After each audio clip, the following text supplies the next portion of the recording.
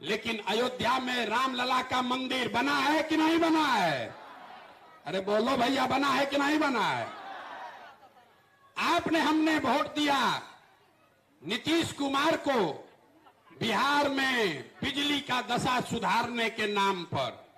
लालू जी के राज में बिजली नहीं था बिहार में, तो नीतीश के राज में इसी बदहाल बिहार में और कुछ हो या ना हो, घरे घरे बिजली आया है कि नहीं आया है?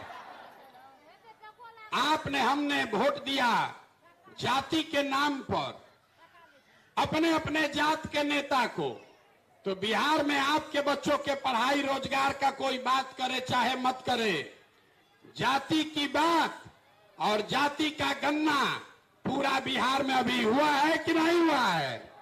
अरे बोलो, जाति का जनगणना हुआ है कि नहीं हुआ है? आपने हमने वोट दिया सिलेंडर के लालच में मोदी जी को, तो सिलेंडर का दाम 1000 हो कि 1200, घरे घरे सिलेंडर बटा है कि नहीं बटा है?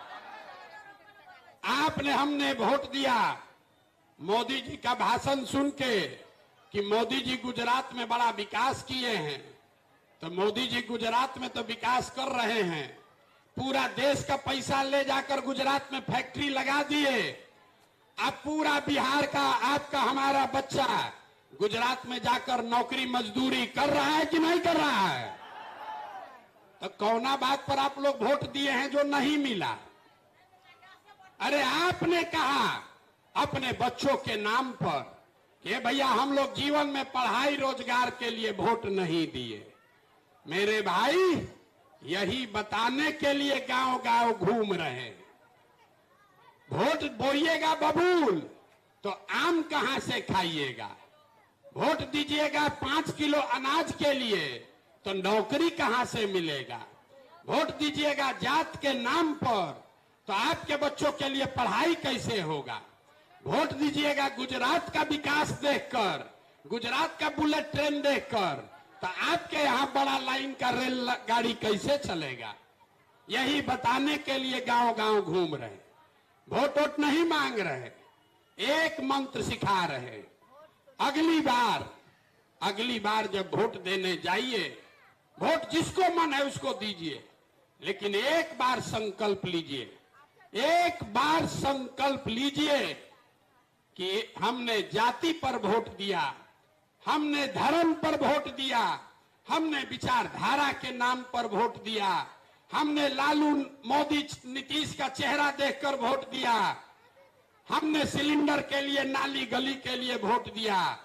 प्रशांत किशोर आपको एक मंत्र सिखा रहे हैं, एक संकल्प लीजिए। लोग कहता है कि हम जिसको सलाह दे दें उस जीवन में जीत के राजा हो जाएगा।